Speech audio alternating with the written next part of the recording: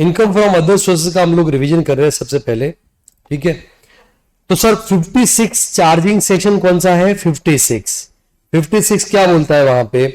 56(1) के अंदर income is not taxable under the head income from salary, income from house property, profit and gains of business or profession, capital gains, and that income is not exempt, तो taxable होगा under the head income from other sources। दूसरा 56(2) के अंदर हमने बहुत सारी specific incomes पढ़ी जो सिर्फ अदर सोर्स में टैक्सेबल होती है, जैसे कि आपका गिफ्ट इनकम हो गया, या फिर एडवांस मनी फॉरफिटेड हो गया, या maturity amount from life insurance policy हो गया, या फिर इंटरेस्ट ऑन कंपोजिशन हो गया। ये सिर्फ अदर सोर्स में टैक्सेबल होती है। 56(2)(8), 56(2)(9), 56(2)(10), 56(2)(13 बराबर है। Okay sir, method of accounting वहां पे क्या फॉलो करेगा? मर्केंटाइल और कैश, जो उसको ठीक लगे वो, बट वंस अगर कोई मेथड वो फॉलो कर रहा है तो आगे भी उसको सेम मेथड फॉलो करना पड़ेगा। दूसरा कौन कौन सी इनकम आती है? अगर एमपी एमएलए को, एमएलसी को क्या आया है? सैलरी। क्या आया है? सैलरी। दूसरा उनको जो डेली या कॉन्स्टिट्यूएंशियल अलाउंस आते हैं फुल्ली एग्जेम्प्ट होते हैं अंडर सेक्शन 10(17), ठीक है। लेकिन अगर वो डिफॉल्ट एग्जिम फॉलो करेगा 115 बीएससी तो उसमें फुल्ली क्या हो जाएगा? टैक्सेबल। फिर आता है interest on saving account, interest on FD RD और इंटरेस्ट ऑन इनकम टैक्स। हालांकि इंटरेस्ट को हम अलग से डिस्कस करेंगे, बट ये सारे इंटरेस्ट अगर वो बिजनेस प्रोफेशन की वजह से नहीं आ रहा है, किसकी वजह से नहीं आ रहा है? बिजनेस प्रोफेशन, मतलब मनी लेंडिंग किसी का बिजनेस है तो उसको इंटरेस्ट कहां जाएगा? पीजीबीपी। बाकी सबका इंटरेस्ट कहां आएगा? Income from other source. There are some interest which are exempt, वो हम बाद में बात करेंगे। बाकी इंटरेस्ट टैक्सेबल होंगे अदर सोर्स के अंदर। सर अगर कोई रेंटल इनकम आ रहा है from vacant plot of land या any other property by other than house property, तो इनकम फ्रॉम अदर सोर्स में टैक्सेबल हो जाएगा। सर किसी को रेंटल इनकम आ रहा है from subletting of any property including house property, वो भी कहां टैक्सेबल होता है? Income from other sources. Sir pension मिलता है वो तो आपका इनकम फ्रॉम सैलरी में टैक्सेबल होता है, but family pension after the death of employ pension किसको मिलता है? फैमिली को। किसको? फैमिली। वो कहां टैक्सेबल होगा? Income from other source. But अगर पेंशन मिला है गवर्नमेंट एम्प्लॉय को और उसको गैलेंट्री अवार्ड भी मिला था तो वो उसके लिए पेंशन फुल्ली क्या हो जाएगा? Exempt under section 10(18). इवन अगर उस एम्प्लॉय की डेथ हो जाती है उसकी फैमिली को जो पेंशन मिलेगा that shell also be exempt under section 10(18). उसके बाद में अगर कोई आर्म फोर्सेस का एम्प्लॉय था, आर्म फोर्सेस क्या था? एम्प्लॉय, और उसका डेथ हो गया ऑपरेशनल ड्यूटीज में, तो उसको उसकी फैमिली को जो पेंशन मिलेगा वो एग्जेम्प्ट हो जाएगा सेक्शन 10(19). और बाकी सारी की सारी फैमिली पेंशन जो होती है वो अदर सोर्सेज में क्या होती है? Taxable. There will be standard deduction. How much is standard deduction? 1/3 of pension receive और 15,000 whichever is lower। लेकिन अगर डिफॉल्ट टैक्स में तो 1/3 ऑफ फैमिली पेंशन रिसीव और 25,000 whichever is lower। अमेंडमेंट तो इंपॉर्टेंट हो जाता है ये, ठीक है। उसके बाद में नेक्स्ट विनिंग्स इनकम आती है। विनिंग्स अगर ऑनलाइन गेम्स होता है तो 115 बीबीजे में टैक्सेबल होगा। अगर विनिंग्स अदर वाली विनिंग्स है, अदर वाली क्या है? विनिंग्स, तो 115 बीबी में क्या होगा? टैक्सेबल। लेकिन कोई एक्सपेंस का डिडक्शन मिलने वाला नहीं है, कोई लॉस का सेटअप होने वाला नहीं है, कोई चैप्टर 6 में जो 80C to 80U डिडक्शन मिलते हैं वो मिलने वाले नहीं है, कोई बेसिक एग्जम्पशन का बेनिफिट मिलने वाला नहीं है। फ्लैट रेट ऑफ टैक्स कितना परसेंट है? 30%। कितना परसेंट है? 30%। Crossword puzzles, card game, betting, gambling, ठीक है, लॉटरी हो गया, races including horses, game shows including TV game shows, सबके ऊपर 30% का टैक्स लगेगा। फ्लैट रेट है। हाँ, अगर वो इंडिविजुअल है, साथ में रेसिडेंट है और ऑप्शन रिजीम में total income up to rupees कितना? 5 लाख और डिफॉल्ट टैक्स में अप टू कितना? 7 लाख, तो उस केस में उसको रिबेट जरूर मिल जाएगा। Maximum 12,500, maximum 25,000। राइट? यस और नो? ओके सर, ये आपका विनिंग्स हो गया। उसके बाद में आता है कंपोजिट रेंट। क्या आता है? Composite rent. अगर रेंट मिला बिल्डिंग प्लस फैसिलिटी, तो बिल्डिंग का रेंट अगर वहां पे कहा जाएगा? Income from house property. Facility का रेंट कहा जाएगा? Income from other sources. अगर रेंट मिला building plus other asset, building plus what? Other asset, तो रेंट अगर बाइफरकेटेड है तो सर बिल्डिंग का रेंट कहा जाएगा? Income from house property. और जो अदर एसेट का रेंट है वो कहा जाएगा इधर under the head income from other source और पीजीबीपी एज द केस में भी। ओके, दूसरा रेंट बाइफरकेटेड नहीं हो सकता और tenant is not accepting house और building without other other sources. तो एंटायर रेंट, पूरा का पूरा रेंट कहा जाएगा या तो इनकम फ्रॉम अदर सोर्सेज या फिर कहा जाएगा पीजीबीपी। सर किसी भी हेड में जाए जो एक्चुअल खर्चे किए वो डिडक्शन क्या हो जाएगा, अलाउ। क्या हो जाएगा, अलाउ। हाउस प्रॉपर्टी में अलाउ होता नहीं है, लेकिन सर बाकी में है ना आपका एक्चुअल एक्सपेंस क्या हो जाएगा, allow. Are you getting my point और नॉट? सर यहां पे पीजीपी में कब जाएगा, जब उसका बिजनेस है। सर वो कंपोजिट रेंट वहां पे कमाना उसका बिजनेस है, मॉल के लिए हो गया, ऑडिटोरियम के लिए हो गया, उनका बिजनेस तो पीजीपी में जाएगा। लेकिन सर अगर हम लोग ये क्लास को रेंट पे देते हैं तो इन दैट केस वो पीजीपी में जाएगा, इनकम फ्रॉम अदर सोर्स। या कोई मल्टीप्लेक्स कोई थिएटर रेंट पे देता है तो क्या हो जाएगा, इनकम फ्रॉम अदर सोर्स, का बिजनेस नहीं है। सर उसके बाद में आता है डिविडेंड इनकम। कौन सा income, dividend income. Dividend income या फिर income on units of mutual fund और UTI, it is always taxable. Always means always, always means always when the shares are held as stock in trade और capital asset, always कहां पे taxable, income from other source. कोई और expense का deduction मिलता नहीं है। ओनली एक्सपेंस जो माइनस हो सकता है वो है इंटरेस्ट ऑन लोन, और लोन क्यों लिया था, शेयर्स खरीदने के लिए, यूनिट्स खरीदने के लिए, ठीक है। इन दैट केस जो इंटरेस्ट लोन उसका डिडक्शन मिलेगा, बट कितना डिडक्शन मिलेगा, interest accrued during the previous year, और मैक्सिमम 20% ऑफ इधर डिविडेंड इनकम और 20% of income on units of UTI या म्यूचुअल फंड, ठीक है। वो आप माइनस करोगे maximum, which ever is lower, interest accrued और 20%, इंटरेस्ट अक्रूड और 20% of income, which ever is lower, वो वहां पे आपका डिडक्शन मिल जाएगा। उसके बाद में हमने सर पढ़ा था डीम डिविडेंड। क्या पढ़ा था sir, deem dividend. Deem dividend total वहां पे 6, कितने हैं सर, 6। पहला कौन सा, 222A, डिस्ट्रीब्यूशन ऑफ क्या है, asset by company to its share holder. 222B, distribution of what, bonus shares to preference share holders, और distribution of debentures to distribution of debenture और debenture stocks to share holder. 222C, distribution of asset on company liquidation, and 222D, reduction of share capital पे asset distribution. तो in that case क्या होगा, deemed dividend. क्या होगा sir, deemed dividend. Deemed dividend कितना होगा, जो मार्केट वैल्यू एसेट जो डिस्ट्रीब्यूट किया उसका, और share in accumulated profit, which ever is lower, which ever is lower, ये वहां पे डिविडेंड हो जाएगा। लेकिन अगर वहां पे असेट, वहां पे बोनस शेयर्स किसको दिया गया है, इक्विटी शेयर होल्डर, किसको दिया है, इक्विटी शेयर, तो डिविडेंड होने वाला नहीं है। ओके, सो उसके बाद में वेरी इंपॉर्टेंट 222E, 222E, यहां पे तो 3 कंडीशन चेक करने का। पहला कौन सा कंपनी होना चाहिए, क्लोजली हेल्ड कंपनी।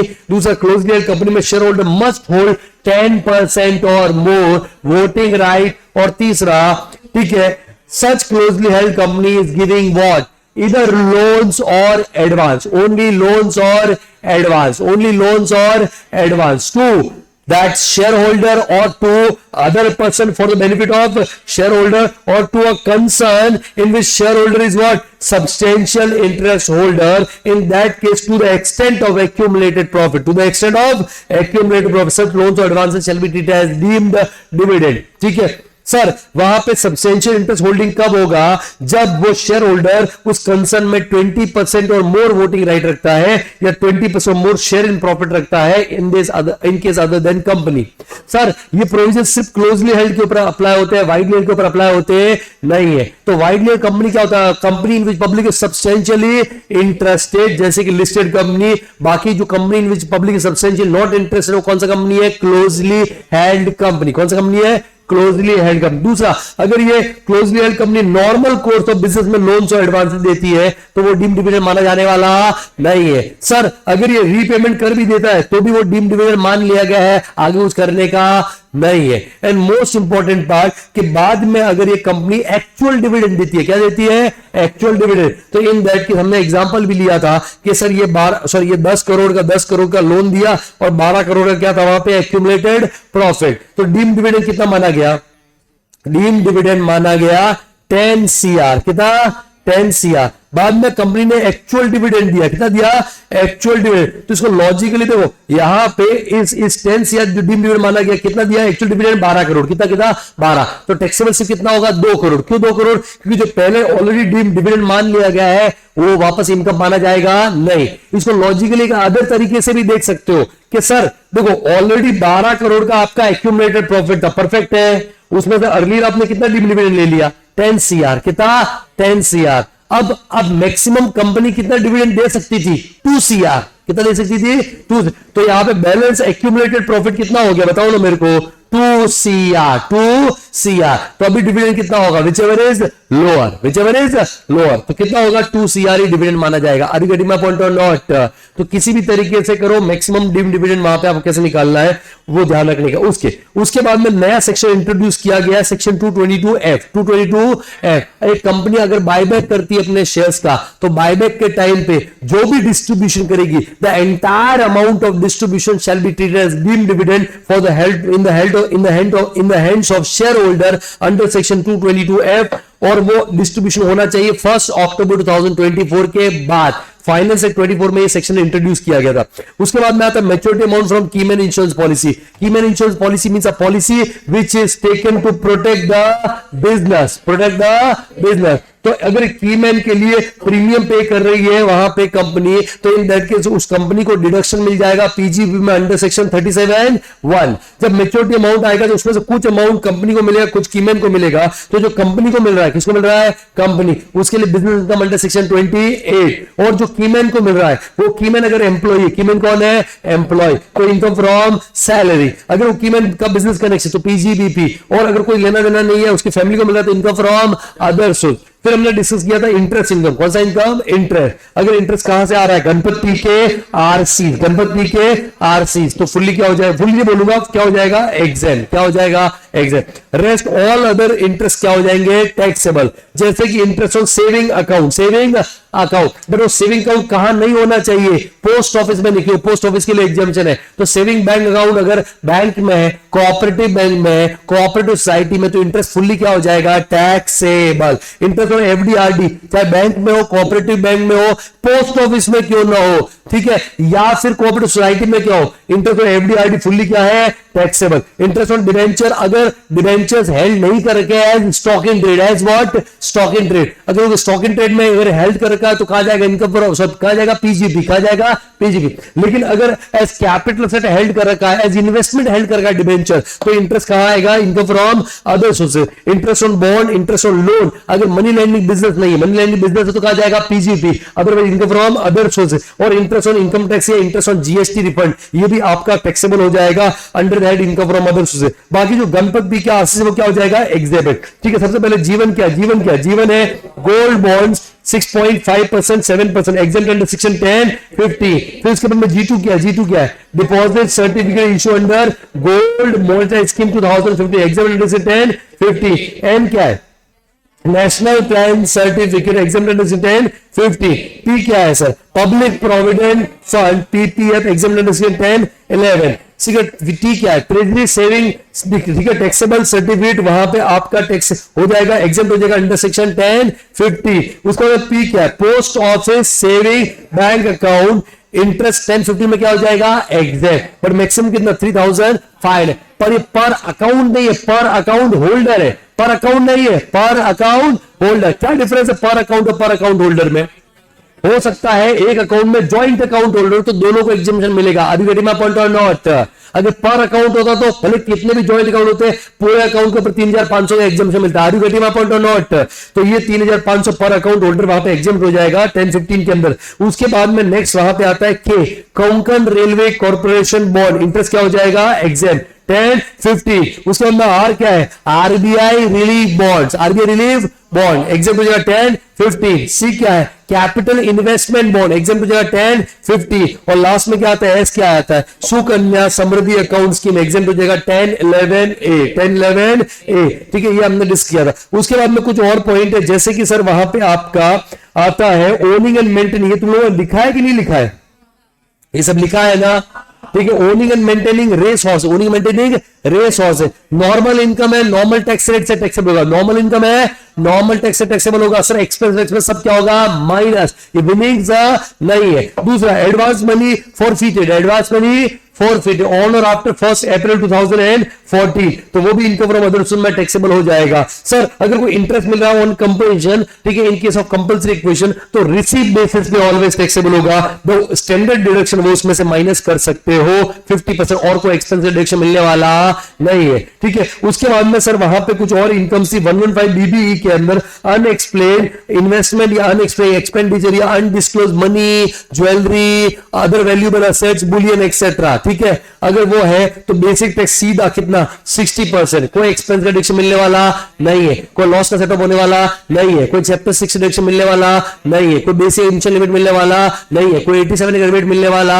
नहीं है, मतलब कुछ भी बेनिफिट नहीं हो, सीधा 60% टैक्स लगेगा उसके ऊपर। कंपल्सरी सरचार्ज, कंपल्सरी सरचार्ज कितना 25, इनकम कितना भी हो कोई फर्क नहीं पड़ता, कंपल्सरी सरचार्ज 25%, और एचसीसी कितना आएगा 4%, इफेक्टिव रेट कितना होता है आपका 78%, 78%, कोई भी एक्सपेंस माइनस करने का नहीं।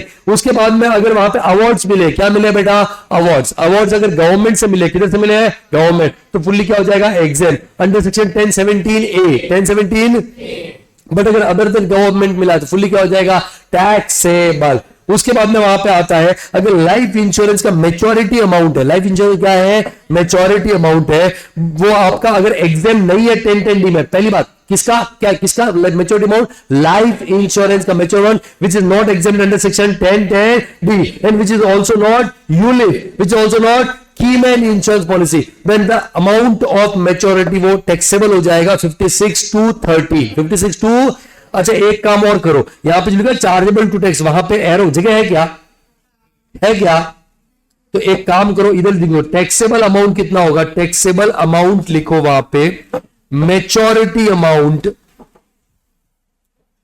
Maturity amount minus total premium paid, total premium paid.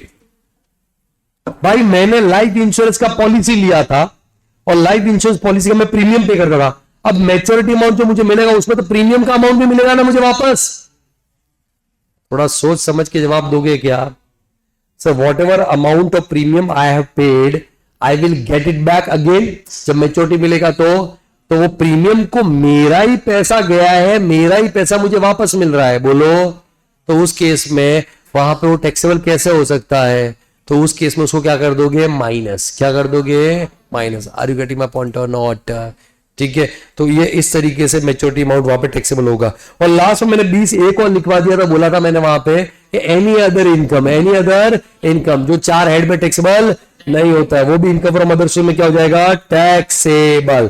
फिर वहां पे आपका प्लीज पे अटैच है, गिफ्ट बच गया, गिफ्ट के ऊपर बात करते हैं, लेकिन सर सेक्शन 57 किसकी बात करता है एक्सपेंसेस, किसकी बात करता है एक्सपेंसेस, फैमिली पेंशन के ऊपर एक्सपेंस का डिडक्शन मिलता है 1/3 of pension receive or 15,000 whichever is lower, अगर डिफॉल्ट रिसीव में तो 25,000 whichever is lower, interest on compulsion में पढ़ लिया 50% फ्लैट डिडक्शन में आया, रिसीव बेसिस पे टैक्सेबल होता है फ्लैट 50% माइनस करो, कोई और एक्सपेंस का डिडक्शन मिलने वाला नहीं है। सर डिविडेंड के ऊपर सीधा 20% ऑफ डिविडेंड इनकम, और सर वहां पे अदर इनकम है but other than winnings, other than winnings and other than 115DB वाली जो 60% वाली उसको छोड़ करके ऑल एक्सपेंसेस क्या होंगे अलाउ इंक्लूडिंग डिप्रिसिएशन, बट कौन से एक्सपेंस नहीं मिलेंगे, कैपिटल एक्सपेंडिचर डिडक्शन मिलने वाला नहीं है, पर्सनल एक्सपेंडिचर डिडक्शन मिलने वाला नहीं है, इलीगल ऑफेंसिव का मिलने वाला नहीं है। सर सेक्शन 58 क्या बोलते हैं expenses disallow, expenses what disallow. Sir हमें ये ब्लैकमेलर क्या है ब्लैकमेलर, क्या अगर आपने टीडीएस नहीं काटा तो एक्सपेंस वहां का डिडक्शन मिलने वाला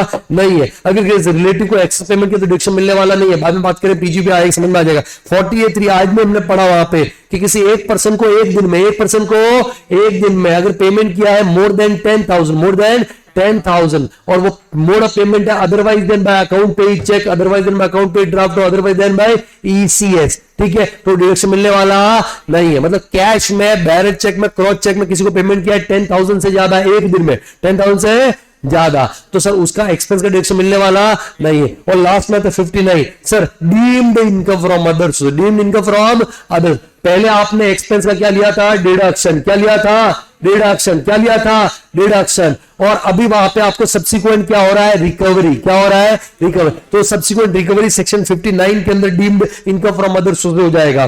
फिर बाद में आता है वहां पे आपका गिफ्ट, क्या आता है sir gift 56 to 10, 56 to 10 most important section of this chapter. Sir gift other than from employer and other than from client and customer, उनको छोड़ के जो भी गिफ्ट आता है अदर सोर्सेज में आएगा। लेकिन गिफ्ट कहां से मिला है कोविड-19 में मृतदुला, कोविड-19 में मृतदुला फुल्ली क्या हो जाएगा एग्जाम। सबसे पहले कोविड-19, सबसे पहले व्हाट कोविड-19, अगर वहां पे किसी पर्सन को कोविड-19 से रिलेटेड है, कोविड-19 डिजीज नहीं रिलेटेड एनी डिजीज, रिलेटेड कोविड-19 से रिलेटेड एनी डिजीज, वहां पे उसके ट्रीटमेंट के लिए उसके या उसकी फैमिली के लिए अगर पैसा मिल रहा है, फुल्ली क्या हो जाएगा, एग्जेम। फुल्ली क्या हो जाएगा, एग्जेम। या फिर किसी फैमिली मेंबर, किसके, डिसीज पर्सन, डिसीज जिसका डेथ हो गया, उसके फैमिली मेंबर को पैसा मिल रहा है एम्प्लॉयर से, किससे, एम्प्लॉयर से, फुल्ली क्या हो जाएगा, एग्जेम। कोई लिमिट नहीं है। बट अदर पर्सन से मिल रहा है, अदर पर्सन मिल रहा है तो अप टू कितना, 10 लाख, अप टू कितना, 10 लाख, क्या हो जाएगा, एग्जेम। सर लेकिन कंडीशन है कि वो जो जिसका डेथ हुआ है ना, उसका डेथ का रीजन क्या है, any disease related to covid, any disease related to कोविड-19। ठीक है, तो सर ये वहां पे जो बहुत सारे लोगों ने नोट्स में ये वाला पॉइंट लिखा नहीं, आप ये 3 चीजें लिख दो, बस ये लिखो। कोविड-19 में एग्जामिशन कब, पहला तो कोविड-19 के अभी नहीं, बाद में लिख देना, कोविड-19 से रिलेटेड ट्रीटमेंट करवाने के लिए खुद के या फैमिली मेंबर के लिए पैसा मिला, फुल्ली एग्जेम। ठीक है, दूसरा क्या लिखोगे, किसी डिसीज पर्सन के फैमिली मेंबर को पैसा मिल रहा है, किससे, एम्प्लॉयर से, अगर कोविड-19 की वजह से डेथ हुई थी, फुल्ली एग्जेम। या किसी और पर्सन से पैसा मिल रहा है, मैक्सिमम कितना, ₹2 10 लाख, क्या हो जाएगा, एग्जेम। प्रोवाइडेड डेथ क्यों हुई थी, कोविड-19 से रिलेटेड कोई डिजीज हुआ तो उसकी वजह से। और फिर वहां पे लिख दो for condition, other condition, refer text book. लिखो फॉर अदर कंडीशन कि भाई कोविड-19 का पॉजिटिव का सर्टिफिकेट होना चाहिए 6 महीने के अंदर, अरे बोलो बे, तो उसके लिए आप रेफर कर सकते हो। तो सर कोविड-19 में अगर गिफ्ट मिला है तो एग्जाम हो जाएगा। फिर मृत दूल्हा, एम क्या, on the occasion of marriage, marriage मतलब मैरिज, खुद की शादी, किसी और की शादी नहीं, एनिवर्सरी नहीं, एंगेजमेंट नहीं, बर्थडे नहीं, एनिवर्सरी पे शादी नहीं। Did you understand not? ठीक है, तो फुल्ली क्या हो जाएगा, मैच के मिला एग्जेम। रिसीव फ्रॉम रिलेटिव, ठीक। I in case of inheritance, T1 receive from trust, receive by T2 receive by trust. फिर D in contemplation of death, H1 from holding to subsidiary and vice versa. या H2 क्या है, from hospital, U क्या है, from university, LA क्या है, from local authority. मृत दूल्हा, तो मृत दूल्हा पे अगर मिला कोविड-19 मृत दूल्हा, फुल्ली क्या हो जाएगा, एग्जाम। फिर चाहे सम ऑफ मनी मिले, पैसा मिले, या मूवेबल प्रॉपर्टी मिले, ऐसा मिले, या इमूवेबल प्रॉपर्टी मिले, वैसा मिले, चाहे सम ऑफ मनी मिले, मूवेबल प्रॉपर्टी में, इमूवेबल प्रॉपर्टी, चाहे 50,000 से कम मिले, 50,000 से ज्यादा मिले, फुल्ली क्या हो जाएगा, एग्जाम। ठीक है, मृत दूल्हा। फिर से M on the occasion of marriage, R receive from relative, I in case of inheritance, T1 from trust, T2 by trust, D in contemplation of death, H1 holding to subsidiary and vice versa, H2 from hospital, U क्या है, from university, LA क्या है, from local authority, fully क्या हो जाएगा बेटा, exam, fully क्या हो जाएगा, exam। sum of money मिले, ठीक है, या मूवेबल प्रॉपर्टी मिले, कोई फर्क पड़ता नहीं है। ठीक है सर, रिलेटिव से मिले, नॉन रिलेटिव से कोई फर्क पड़ता नहीं है। इन रीजंस की बात है, अरे बोलो बेटा, ओके सर। उसके बाद में वहां पे कोविड-19 को मैंने बता ही दिया है सर। उसके बाद में रिलेटिव में कौन कौन, रिलेटिव में अगर HUF है, कौन है, HUF, तो HUF के लिए कौन, मेंबर्स ऑफ HUF। बट अगर इंडिविजुअल है, कौन, इंडिविजुअल, तो इंडिविजुअल केस में इंडिविजुअल की स्पाउस, इंडिविजुअल के linear descendant and their spouse, individual के brother sister and their spouse, individual की स्पाउस के brother sister and their spouse, individual के पेरेंट्स, इंडिविजुअल की स्पाउस के पेरेंट्स, इंडिविजुअल के पेरेंट्स के brothers and sister their spouse. लेकिन इंडिविजुअल की स्पाउस के पेरेंट्स के ब्रदर सिस्टर आते नहीं है, इंडिविजुअल के लीनियर असेंडेंट एंड इंडिविजुअल की स्पाउस के लीनियर असेंडेंट, हाँ या ना, ये होते हैं रिलेटिव। ये कौन होते हैं बेटा, रिलेटिव। तो सबसे पहले मृत दूल्हा में मिला, फुल्ली क्या हो गया, एग्जाम। लेकिन मृत दूल्हा के अलावा अगर फ्रॉम अदर्स मिला तो सब क्या मिला, डिपेंड करता है। अगर मिला सम ऑफ मनी, क्या मिला है, sum of money. Sum of money में क्या कहता है, cash, cheque, demand draft, FD, UCS, ECS, UPI, credit card, debit card, सब आ गया उसके अंदर। IT क्या बोलते हैं, NEFT, RTGS, IMPS, सब आ गया उसके अंदर। अगर वो एग्रीगेट सम ऑफ मनी पूरे साल में कितना है, अप टू ₹50,000, टॉलरेंस अमाउंट है, टॉलरेंस वैसे कि लिखा नहीं है, लेकिन इतना गवर्नमेंट टॉलरेट कर रही है, इतना गवर्नमेंट क्या कर रही है, tolerate. Aggregate amount up to ₹50,000, aggregate amount up to ₹50,000, पूरे साल में अप टू ₹50,000 अगर गिफ्ट मिले हैं, अदर देन मृत दूल्हा, फुल्ली क्या हो जाएगा, एग्जाम, फुल्ली क्या हो जाएगा, exempt. But sum of money is more than 50,000, fully क्या हो जाएगा, टैक्स है, फुल्ली मतलब फुल्ली टैक्सेबल, टैक्सेबल। अगर मिला है मूवेबल प्रॉपर्टी, क्या मिला है, मूवेबल प्रॉपर्टी। मूवेबल प्रॉपर्टी में क्या कहता है, डीजे पे सब, D for drawing, J for jewelry, P for paintings, S1 for shares and securities, S2 for sculptures and statue, A1 for archaeological collection, A2 for any other work of art, and B is for bullion. ठीक है, बस यही आता, और कुछ आता नहीं है. तो यहाँ पे मूल प्रॉपर्टी में D for फिर से drawing, J for jewellery, P for paintings, S4 for shares and securities, S2 for sculptures and statues, A for archaeological collection, A2 को गया any other work of art, B is for bullion, and वहां पे आपका एक virtual digital asset है. ठीक है, लिखो तो मतलब कोई बात नहीं है. ओके, तो ये मूवेबल प्रॉपर्टी होता है. तो अगर मूवेबल प्रॉपर्टी गिफ्ट मिला, क्या मिला है सर? मूवेबल प्रॉपर्टी, और वो विदाउट कंसिडरेशन है. क्या है? Without consideration. तो हम चेक करेंगे aggregate fair market values up to 50,000 in previous tolerance. यहाँ पे अगेन कितना है? 50,000. फुल्ली क्या हो जाएगा? एग्जेम्प्ट. लेकिन 50,000 से 1 रुपया भी ज्यादा है, फुल्ली क्या हो जाएगा? टैक्सेबल. लेकिन मान लो विदाउट में इनएडिक्वेट कंसिडर, खरीदा था तो इनएडिक्वेसी निकालेंगे. कैसे निकालोगे इनएडिक्वेसी? जो भी आपका एग्रीगेट इनएडिक्वेसी निकालने के लिए aggregate fair market value minus aggregate consideration पे, वो इनएडिक्वेसी आ गया. और वो अगर aggregate inadequacy up to rupees पूरे साल में कितना है? 50,000 in a previous year, fully क्या हो जाएगा? एग्जेक्ट. लेकिन 50,000 ज्यादा, वो फुल्ली क्या हो जाएगा? टैक्सेबल. फिर आता है इमूवेबल प्रॉपर्टी. कौन सा प्रॉपर्टी? इमूवेबल. इमूवेबल प्रॉपर्टी सिर्फ क्या आता है? लैंड बिल्डिंग और बोथ. लैंड बिल्डिंग और बोथ. अगर वो आपका विदाउट कंसेशन मिला है तो स्टैंप ड्यूटी वैल्यू हर प्रॉपर्टी का अलग अलग, हर प्रॉपर्टी का अलग अलग. Stamp duty value up to 50,000. In that case of a property fully क्या हो जाएगा? Exempt. But stamp duty value is more than 50,000, fully क्या हो जाएगा? टैक्सेबल. फिर आता है inadequacy, inadequate consideration. What इनएडिक्वेट consideration. तो स्टेप 1 के अंदर stamp duty value minus what? Consideration paid. Stamp duty value minus consideration paid, ये आ गया इनएडिक्वेसी. बोलो. फिर स्टेप 2 में हम लेते हैं टॉलरेंस अमाउंट. टॉलरेंस अमाउंट यहां पे थोड़ा अलग होगा. 50,000 दूसरा 10% of consideration, whichever is higher. अगर आपका स्टेप 1 का अमाउंट स्टेप 2 के अमाउंट तक है, अप टू स्टेप 2 है, तो इन दैट केस फुल्ली क्या हो जाएगा? एग्जेम्प्ट. बट स्टेप 1 का amount is more then step 2, in that case जो स्टेप 1 के अंदर जो इनएडिक्वेसी है फुल्ली क्या हो जाएगी? टैक्सेबल. क्या हो जाएगी सर? टैक्सेबल. फिर उसके बाद में वहां पे आता है कि सर जो भी आपका मूवेबल प्रॉपर्टी है, इमूवेबल प्रॉपर्टी है, वो क्या नहीं होना चाहिए? Stock in trade. जिसको मिल रहा है क्या नहीं होना चाहिए? Stock in trade. क्योंकि स्टॉक इन ट्रेड पे 56(2)(10) के प्रोविजन अप्लाई ही नहीं होते हैं. मतलब it must be a capital asset. जिसको मिल रहा है उसके लिए क्या होना चाहिए? Capital asset. दूसरा, जो स्टैंप ड्यूटी वैल्यू लेते हो इमूवेबल प्रॉपर्टी का, वो स्टैंप ड्यूटी वैल्यू कौन सा दिन का लेना? Always date of registration. Date of registration. लेकिन सर आप डेट ऑफ एग्रीमेंट का वैल्यू भी ले सकते हो, ऑप्शन है आपके पास. देखो इधर यहां पे मे वर्ड यूज करके मे बी टेकन. ठीक है, जरूरी नहीं है कि सर आपको लेना ही है मे.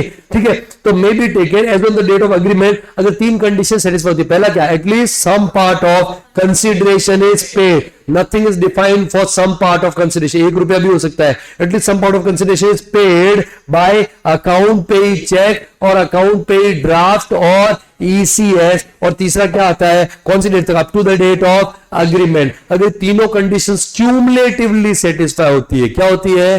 क्यूमुलेटिवली. तो in that case date of agreement का ले सकते हो. लेकिन सुनो ना, अगर ऐसा हो गया, मान लो ऐसा हो गया, वाइस वर्सा, पॉसिबल है ना सर? पॉसिबल है सर. एक्सेप्शन सिचुएशन पॉसिबल है कि डेट ऑफ रजिस्ट्रेशन का स्टैंप ड्यूटी वैल्यू था 105 लाख. कितना? और डेट ऑफ एग्रीमेंट का वैल्यू था, वैसे तो वहां पे आपका ये क्या होना चाहिए? एग्रीमेंट का वैल्यू कम होना चाहिए. बोलो. अरे एग्रीमेंट का कम, रजिस्ट्रेशन का ज्यादा होना चाहिए. हाँ या ना? लेकिन मान लो एग्रीमेंट का वैल्यू 107 लाख था. 107 लाख. इसका मतलब सर रजिस्ट्रेशन के टाइम पे वहां पे वैल्यू क्या हो गया? कम. जनरली बढ़ना चाहिए लेकिन क्या हो गया? कम. अब बताओ आप कौन सा लोगे? सर आप सीधा रजिस्ट्रेशन का ही लोगे ना. सर मान लो फिर भी at least some part of consideration paid, account payee cheque, account payee draft. कोई फायदा हो रहा है क्या? नहीं. आपको फायदा तो रजिस्ट्रेशन वाला लेने में हो रहा है. हाँ या ना? तो आप रजिस्ट्रेशन वाला ही लोगे. Are you getting my point और नॉट? तो ये चीज वहां पे आपको ध्यान देने का है. डन और नॉट. तो that's it for income from other sources. 28 minute में पूरा का पूरा आपका चैप्टर एकदम कट टू कट एग्जाम्पल्स के साथ में मैंने रिवाइज करवा दिया. ठीक है.